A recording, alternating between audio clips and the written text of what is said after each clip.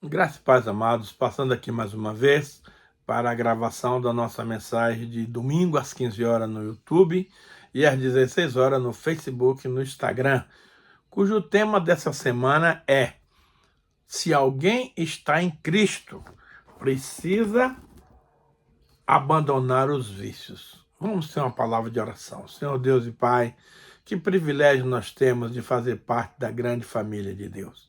Senhor, eu preciso da revelação do Espírito Santo para ministrar aos teus filhos com autoridade, com sabedoria, com rema.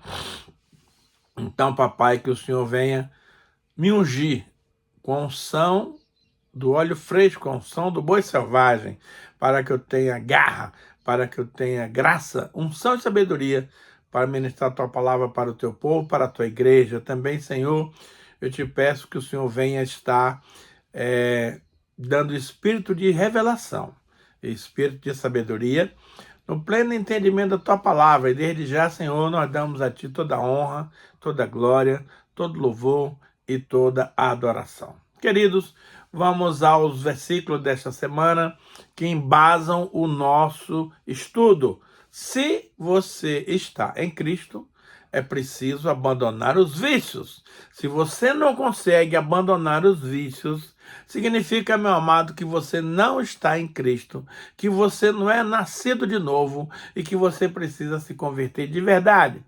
Vamos a um texto muito explicativo da palavra de Deus, que está em Colossenses 3, de 5 a 10, que diz assim: fazei, pois, morrer a vossa natureza terrena, prostituição, impureza, paixão lascívia, desejo maligno e a avareza, que é idolatria.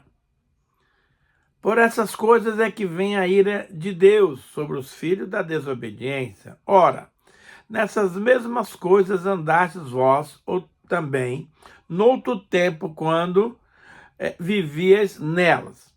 Agora, porém, despojai-vos igualmente de tudo isso: ira, indignação, maldade, maledicência, linguagem obscena do vosso falar. Não mintais uns aos outros, uma vez que vos despistes do velho homem com seus feitos, e revestistes do novo homem, que se refaz para o pleno conhecimento, segundo a imagem daquele que o criou, no qual não pode haver grego, nem judeu, circuncisão, nem incircuncisão, bárbaro, cita, escravo, livre. Porém, Cristo é tudo em todos. Bem, esse texto nos dá diretrizes específicas a respeito da nossa conduta cristã, da nossa vida, de homens e mulheres que pertencem ao reino de Deus. Então ele faz aqui uma severa advertência dizendo: fazei, é um imperativo, pois morrer a vossa natureza terrena, porque agora você tem a natureza de Deus. Então não dá para conviver a natureza terrena com a natureza de Deus. E o que significa essa natureza terrena agindo em nós? Significa prostituição, impureza, paixão lasciva, desejo maligno e a avareza, que é idolatria. Meu amado, se você se diz cristão, filho de Deus, e pratica essa listinha de coisas abomináveis, lamento lhe informar que você precisa nascer de novo, porque você precisa tornar uma nova criatura. Você está agindo conforme o velho homem, você está agindo segundo a sua natureza pecaminosa, e isso não é de agrado do nosso Deus.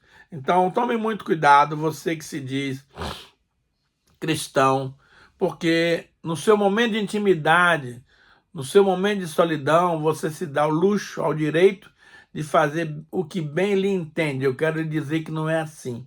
Os olhos do Senhor estão sobre toda a terra, para mostrar-se forte com aqueles cujo coração é totalmente dele. Veja, os olhos do Senhor percorrem toda a terra. A Bíblia diz que o Senhor está procurando os fiéis da terra para que habitem com ele. Ora, se ele está procurando, é porque ele não tem. Então eu quero lhe comunicar que as coisas que você faz em oculto não ficam em oculto, porque Deus tudo vê.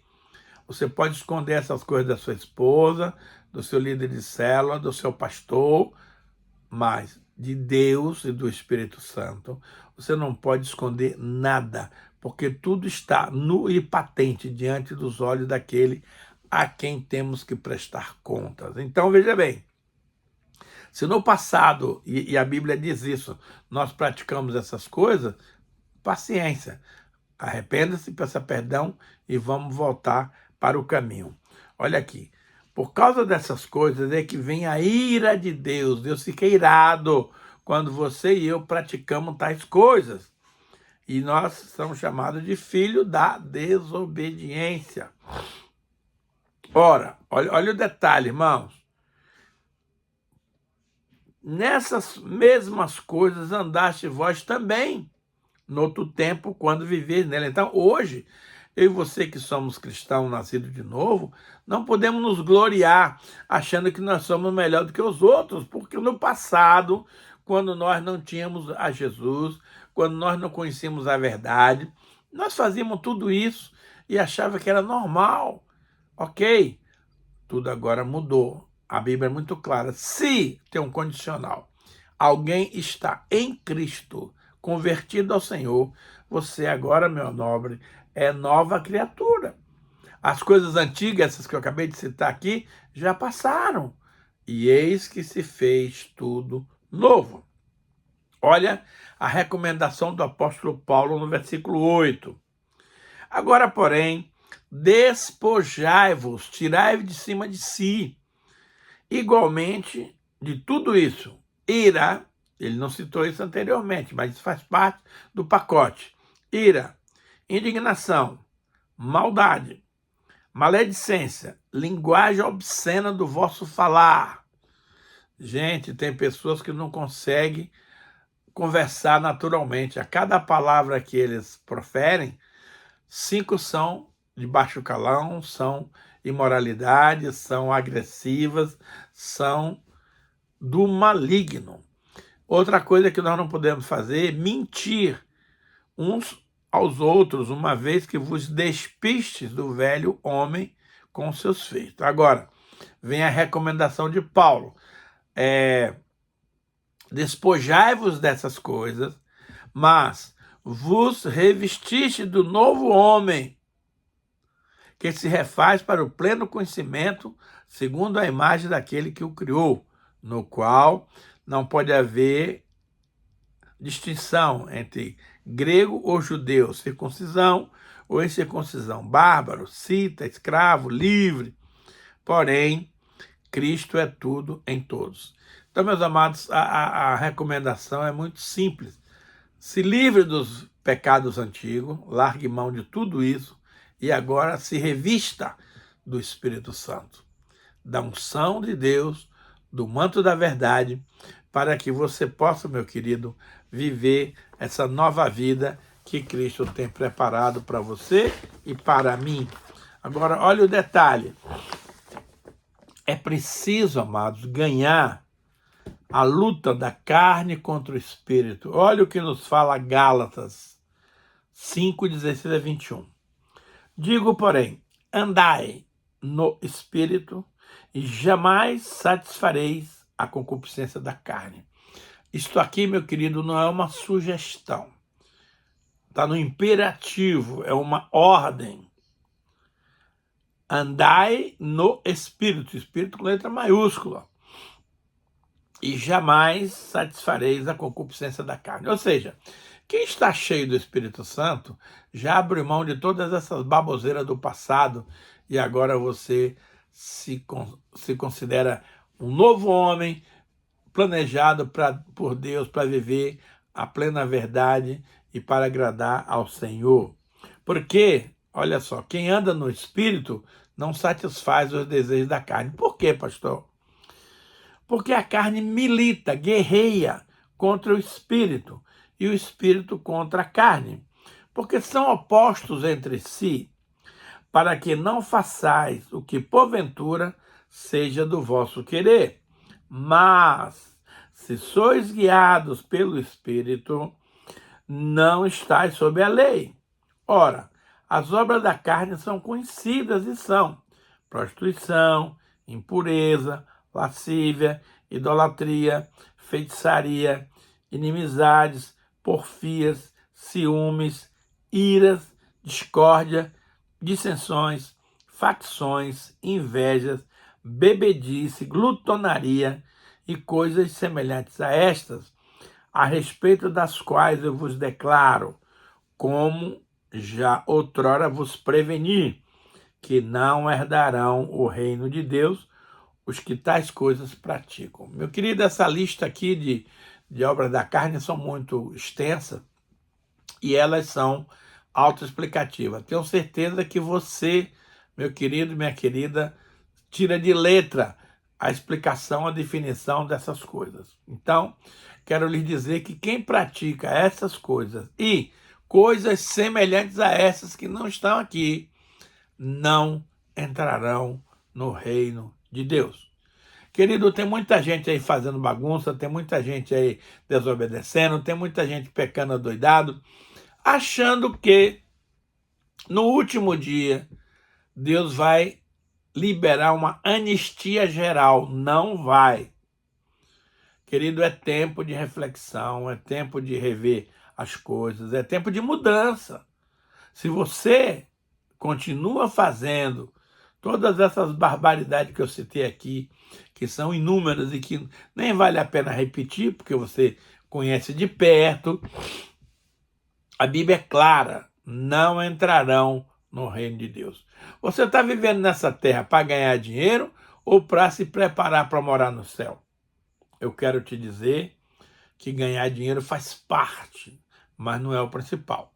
Eu estou aqui para me preparar para morar no céu com meu amado Senhor e Salvador Jesus Cristo. O dinheiro eu preciso e na medida que eu preciso, Deus vai prover.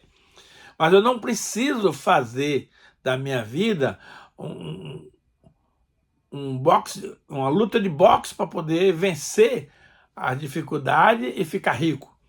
Porque a riqueza não nos leva para lugar nenhum. A riqueza proporciona felicidade? Ajuda, mas não é tudo. Então nós precisamos ter claramente na nossa mente a percepção desses valores que são terríveis e que o mundo inteiro hoje corre atrás. Então, mas só que você não é mundo inteiro. Você é um filho ou uma filha de Deus e como tal tem responsabilidades, tem compromissos que o diferenciam de outras pessoas. Se é para dizer que é cristão e praticando todo tipo de malignidade, ei, pode parar. A Bíblia, Jesus pergunta, o que adianta você ganhar o mundo inteiro, seja financeiro, seja emocional, seja isso, seja aquilo, e perder a sua alma.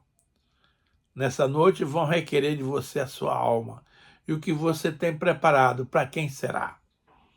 Então, meus amados, nós temos que ser realistas, nós temos que ser verdadeiros, nós temos que ser coerentes com a fé que nós praticamos. Nós precisamos ter um padrão de vida santo. A Bíblia diz, seguir a paz com todos e a santificação, sem a qual ninguém verá o Senhor. Tem muita gente que está saindo da igreja simplesmente porque se indispôs com algum irmão da igreja, alguma pessoa que lhe prejudicou, que lhe passou para trás.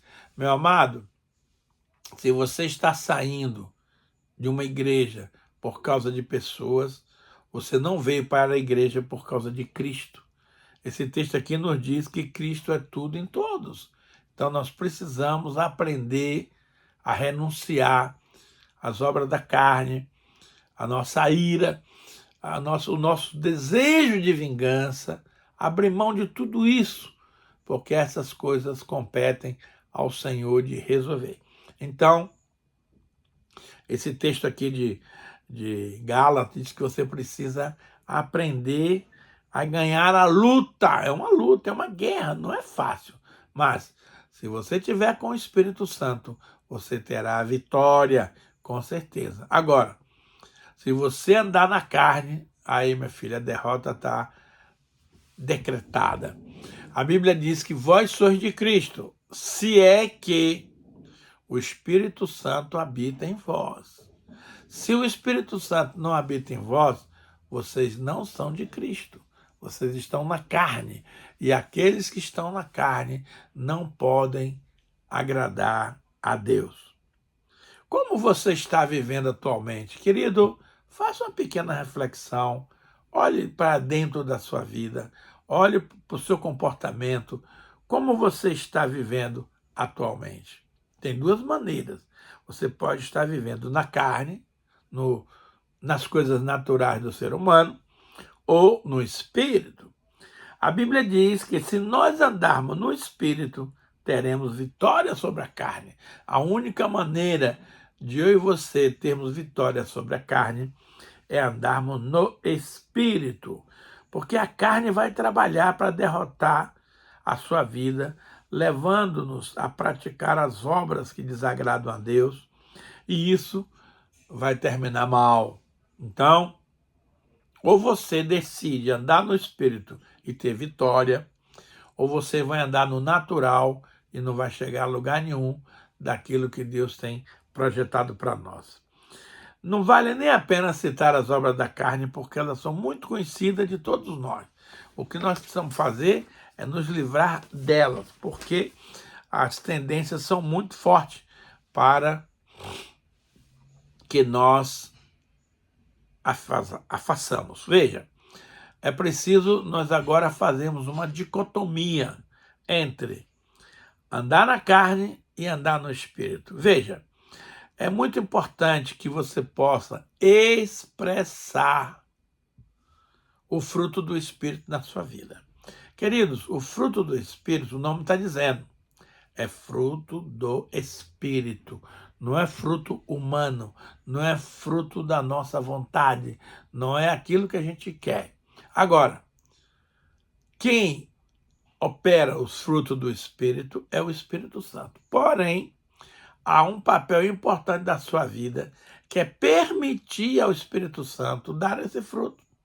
Você pode simplesmente frustrar a ação do Espírito Santo e impedir que ele produza esses frutos, os quais são extremamente necessários para que nós possamos ter uma vida de vitória. Veja só, vamos conhecer esse fruto porque ele é muito precioso.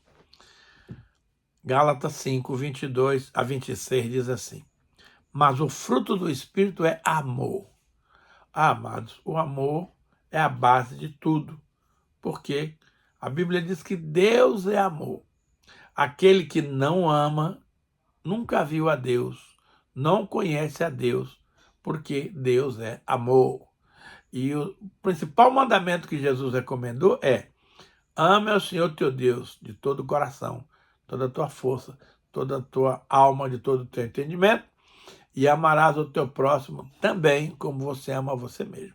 Então, o amor é a lei maior do reino de Deus. Porém, esse amor já está em nós pelo Espírito Santo que nos foi outorgado. Porém, eu e você precisamos dar espaço para que esse amor se manifeste. Porque se você na sua vida não tem dado fruto do amor, eu quero questionar a sua salvação. Então, o amor é a base da vida cristã. Ora, se eu amo ao meu irmão, eu não vou querer prejudicá-lo. Eu não vou praticar maldade. Eu vou amá-lo, eu vou cooperar com ele, eu vou ajudá-lo na sua missão. Então, se você não tem amor, meu filho, acabou toda a conversa do novo nascimento. Segunda coisa é alegria. Ai, amados, como é gostoso você viver em alegria. A Bíblia diz: alegrai-vos sempre no Senhor. Outra vez digo: alegrai-vos. Amado, quando Paulo escreveu essa carta de Filipenses. Ele estava preso em algemas. Imagine como um homem preso em algemas pode ter essa magnitude, essa magnificência de conclamar a que nós possamos viver em alegria. Amados, tem muita gente carrancuda, tem muita gente bicuda, tem muita gente triste, tem muita gente aborrecida, porque às vezes as coisas não saem do jeito que ela planejou. Querido, quem planeja e que vai dar certo é o Senhor. Os nossos planos são bons, mas a resposta certa dos lábios vem do Senhor. Portanto, o segundo fruto, o segundo gomo do fruto do Espírito é a alegria. E você não está vivendo em alegria, você não é um participante do reino. Porque nós temos todos os motivos do mundo para ficarmos tristes, mas a alegria é um mandamento. A Bíblia diz que a alegria do Senhor é a nossa força. Então nós precisamos cultivar esse fruto, deixar esse fruto operar em nós livremente, agir, porque isso agrada muito ao nosso Deus. Terceiro gomo do fruto é a paz.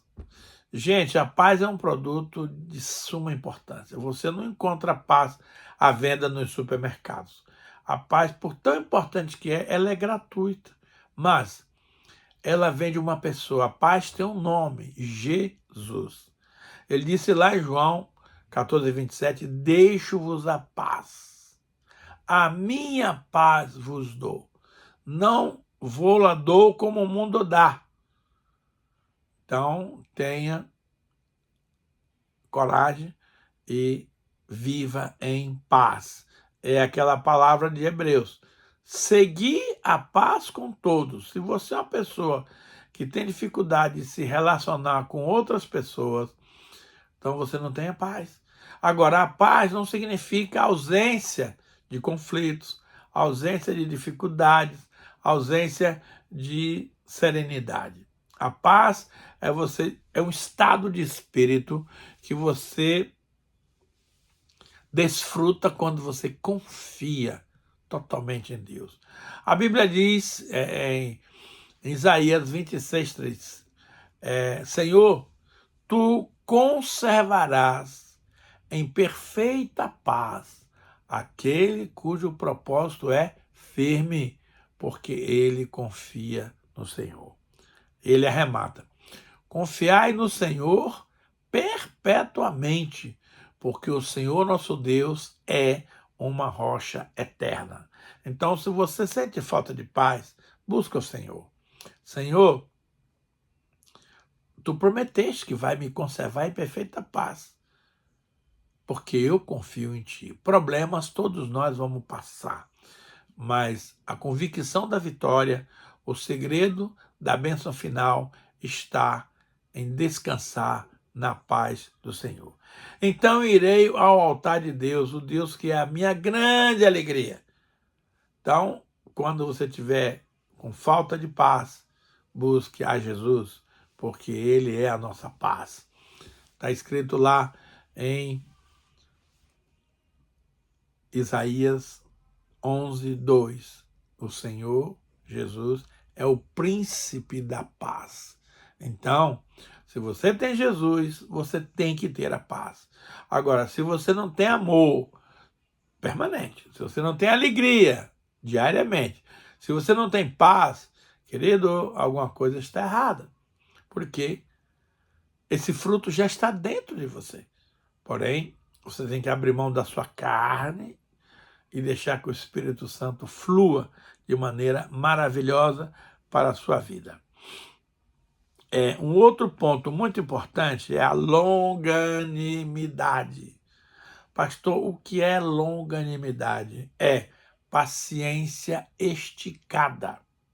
Você já ouviu dizer que tem pessoas que têm um pavio curto, por qualquer coisinha explode. E também há pessoas que nem têm pavio.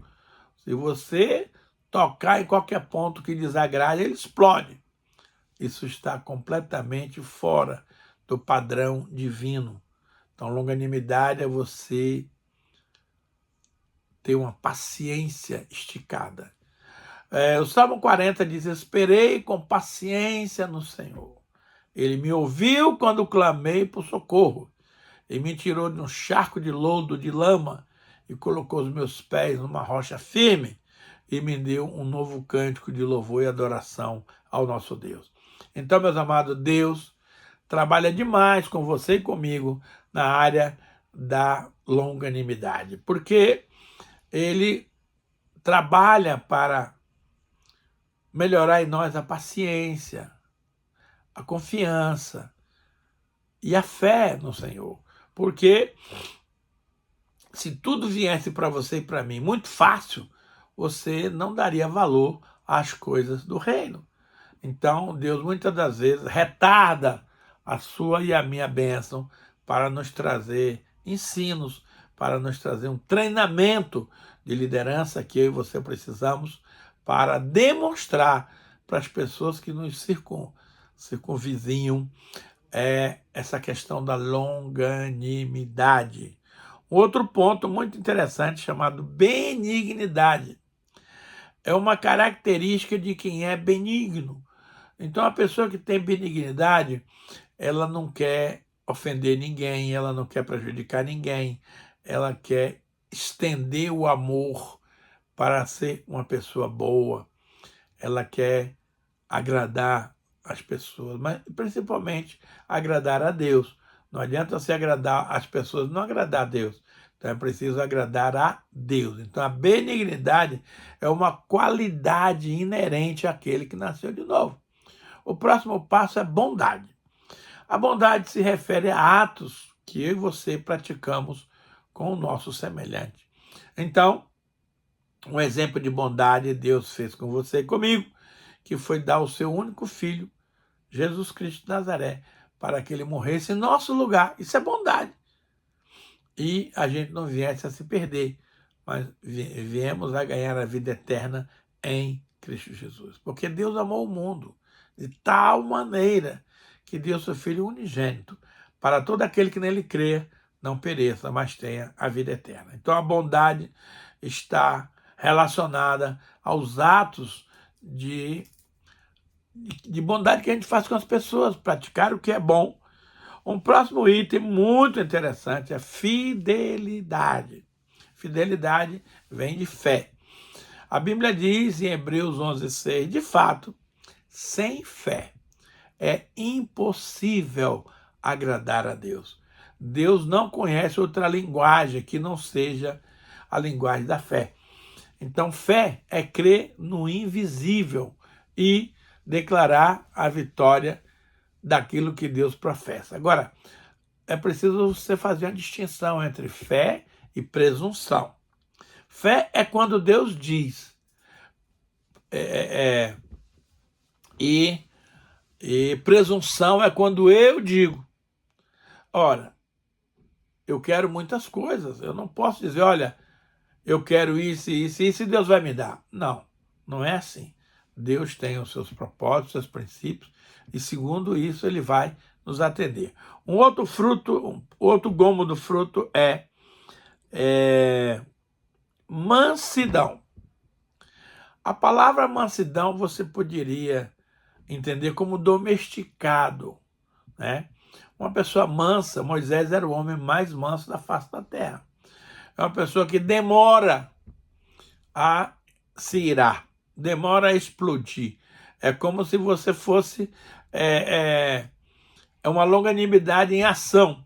Então, a mansidão é uma característica de Jesus. E, finalmente, o domínio próprio é aquilo que eu e você precisamos fazer para não prejudicar os demais. Pai, está tão gostosa a explicação aqui, mas eu tenho que parar. Aquilo que eu falhei, Pai, o Espírito Santo complete a obra. Abençoa, Pai, os nossos ouvintes e que o Senhor traga paz, alegria ao coração de cada um. Ajuda-nos, Papai, a viver em santidade. Ajuda-nos, Papai, a viver em novidade de vida para demonstrar para o mundo que nós somos novas criaturas, criados em Cristo Jesus para fazermos boas obras. A Ti, Pai, toda honra, toda glória, todo louvor, em nome de Jesus. Amém.